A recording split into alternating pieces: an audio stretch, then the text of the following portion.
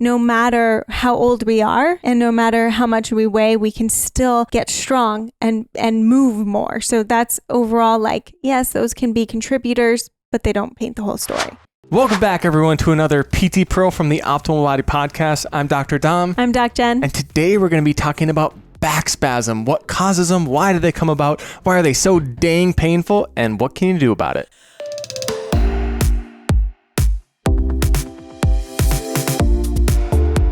Excited to dive in on back spasms. I think this is something that so many people experience, such a painful experience. So we're excited to kind of dice through that a little bit.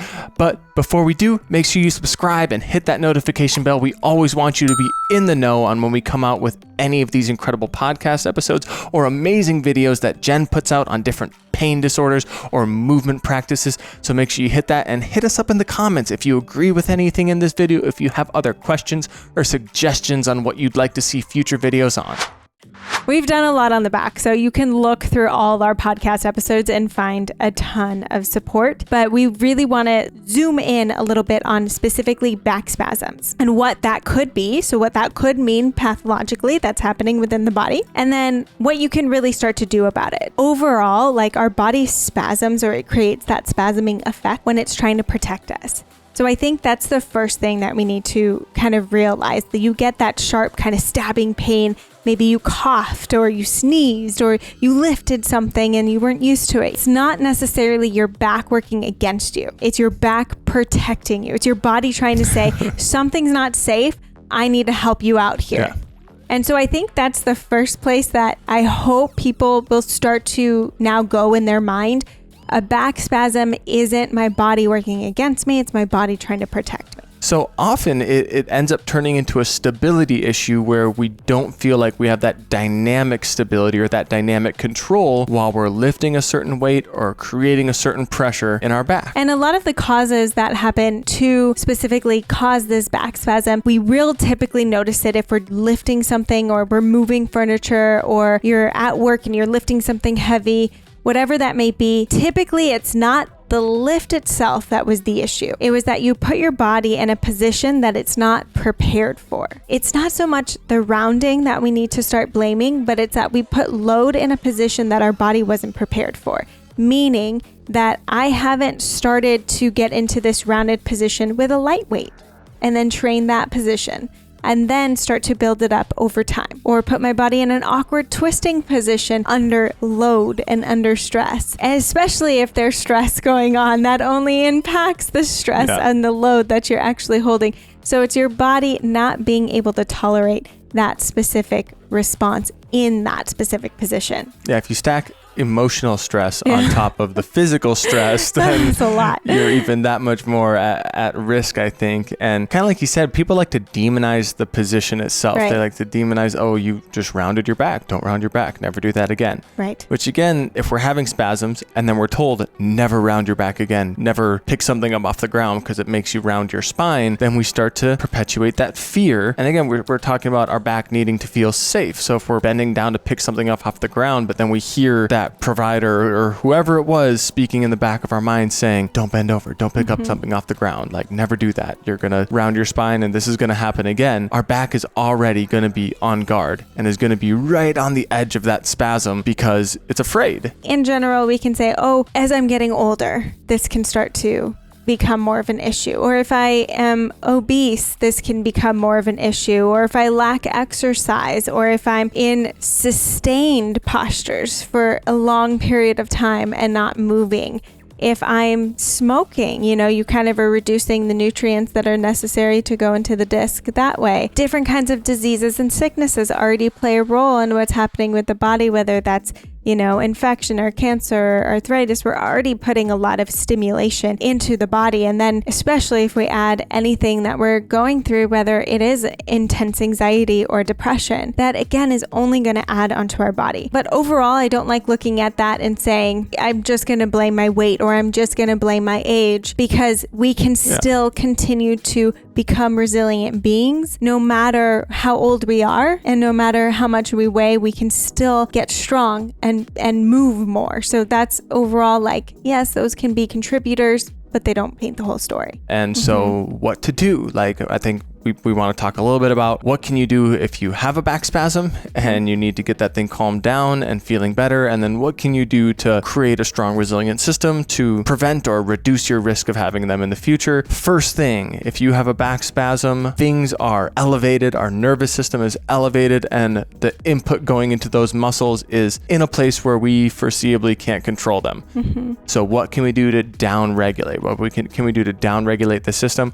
I would recommend being able to sit or lay on something where your back is up against something and supported. Especially something that might be able to cradle you a little bit, like if you're laying on a bed or a couch and it kind of is able to wrap around or cradle around your back. It just makes that back feel safe. And then doing anything like breathing, humming, anything to get you in kind of that parasympathetic rest, relax, digest system. It'll help us activate our core and our diaphragm, which any of that support that comes from breathing will then help those back muscles feel like, okay, you can let go, you can back off a bit. And when we breathe effectively, we actually disinhibit downregulation of our pain, which means we stop pain, we activate our own opioid system in our brain and start to downregulate those pain signals. Anything that we can do to help downregulate the system is everything that's needed. So that could even be dimming lights. That could be putting on music that helps you feel more relaxed. That could be having people talk around you in softer voices, or even just providing touch onto your skin. You don't need to dig in. You don't need to get a massage to kind of break anything up, especially in a state where your body's already in a really severe protective mode in the spasm, but gentle touch can help. So any of those things that just help to start down regulating the system. We've done so many podcasts on breath, and just starting to get that longer exhale than that inhale is something that's so important. And then we also want to look at, okay, yes, you can reach for things that, on the bottle say anti-inflammatory, but we can also add in anti-inflammatory techniques in general. So whether that is if heat is relaxing your body or if ice is kind of providing that relaxation. We've done episodes on both. Both have a good response to pain, but in general, if we're thinking we want something to relax, we probably want to go to heat. What else causes inflammation in the body? Not getting sleep. So can we get some sleep? Can we hydrate our body so that it is pumping fluids a little bit more? Can we make sure that we're getting in a little bit more nutrients? We're not necessarily in this time, especially going for the candy, the cookies, and the sodas. This is where we really want to get those anti-inflammatory to kind of kick on and help within this spasming protective mode. And then once we get things to kind of calm down and we're in a space where we can start to move with any amount of comfort again. Well, first off, if it's still relatively uncomfortable to move right where you're at laying on your back, can you just let those knees start to rock side to side to just start some gentle movement in that core again, continuing with the breath, continuing with the awareness of what your core and your ribs are doing. Can you grab one knee and lift the foot off and slightly pull it towards the chest and bring it down, and slightly pull the other knee towards the chest and bring it down? Because that's just going to help start to influence a little bit of movement through our hips and through our low back while we're in this safer feeling and relaxed position, or even grabbing under one leg and just lightly trying to kick your leg straight. Doesn't even need to go fully straight to start getting some tension in those hamstrings. That's like where you can start just some basic movement. So we can try and train the brain like, okay, with these basic movements, don't freak out, don't flare up. We're still in a safe place. Once we start to get back to moving, that's where we want to start to strengthen within our tolerable range. We want to start to move into positions progressively over time that start to create a different response if we go into awkward positions. And that's where we can now start going into prevention.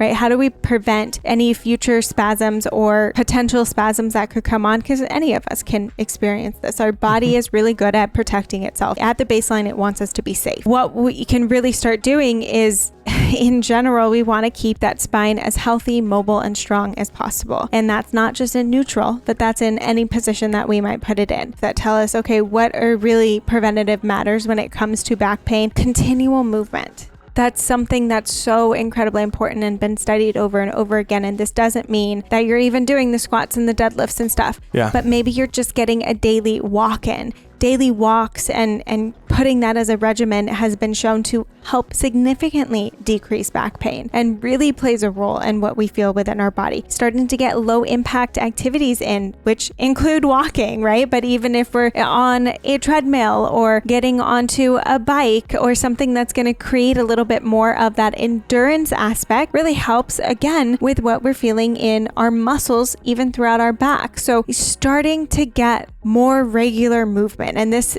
one of the things that we said can cause this is sustained postures. It's not just saying that it's poor posture, it's sustained posture for a really long time, which means not moving. Well, to me, sustained posture is poor posture. Yes. And I think that's the bad concept we have of postures. When someone says posture, everyone gets this image of somebody rounded and slumped forward, but it shouldn't be an image. It should be a video of that person sitting rounded and slumped forward, like never moving, like a 10-hour straight video of them just sitting there. That's poor posture. Like if that person sat like that for 20 seconds and then stretched and got up and laid on their stomach, and, like it's real that we're going to be in there. 20 minutes and started then moving dynamically throughout the day and wasn't in one position for more than 10 or 20 minutes, that to me is pretty good posture. They're moving dynamically throughout their day. They're using a lot of different positions and they're not just sitting in that one position for 10 hours. So that being said, mobility and finding ways to implement mobility and movement in different positions throughout the day, being able to open up those hips, open up the chest, flex and extend the back, like you said. Put yourself in different positions consistently throughout the day. We're keeping the body moving. We're following the research. Even developing practices like going to yoga, now we're not only getting more stretching and mobility in, but we are getting mindfulness practice. We're usually listening to meditations. We're usually listening to an instructor kind of take us into like more of getting out of the day, right? And back into our bodies. And it's this mindfulness mixed with stretching. And I got to tell you as well, like I've never met someone who is well into their 70s, 80s, who does yoga on a regular basis and is having a ton of pain issues. Like, in fact, it's usually the complete opposite. And I'm not saying that yoga is everything. Like I don't do yoga on a regular basis, right? I find other practices to add in mindfulness and mobility. But if we can start to find that mobility, so say you're not going to go to yoga, great, add in mobility, add in mindfulness and breath work. Mindfulness literally just means trying to take you out of your day and what is my rib cage doing? How am I breathing? Where am I breathing from? Starting to get back into your body. So if you are a regular yoga person, you're like, great, I do that. Cool. But also lift. And this is something that I'm bringing back into my mom as well. And she's actually asking me, when are we working out? When are we doing this? I want to get strong because she knows how important this is as she continues to age. In Gen Health, we've got the full body low impact plan, which has currently 2 30-day phases. So 2 30-day programs with 6 different strength workouts each throughout the month that are sprinkled in. There's going to be a third phase coming. So soon there will be 90 full days of strength training and amount of education that Jen packs into those in how to do these lifts to best set up your body to feel strong and dynamic and safe in all these positions. That's everything. Because like we're saying, when it comes to back spasms, it likely happened because you put your body and your back in a position and under a load that it didn't feel safe under, that it wasn't prepared for, and therefore it felt like it needed to spasm to find safety. Lifting effectively and learning how to become resilient and strong and dynamic in all those positions is going to really, really help prevent or reduce your risk of these things. I hope you enjoyed that and got to understand a little bit more of where spasms come from and what you can start to do about it. And if you are interested in the full body low impact plan, you can start a free week. We'll drop the link below. It's just gen.health/free trial. And this really helps you not only with strength training, but there's 20 different mobility videos in there as well. And it really feels so good within your body. You're getting core, you're getting muscle activation, you're getting strength, you're getting all of the things so that you help prepare your body for a better you to feel better and not have so much spasms. So if you have any questions about any of that, please drop it below. Don't forget to subscribe and we'll continue to come out with these more in the future.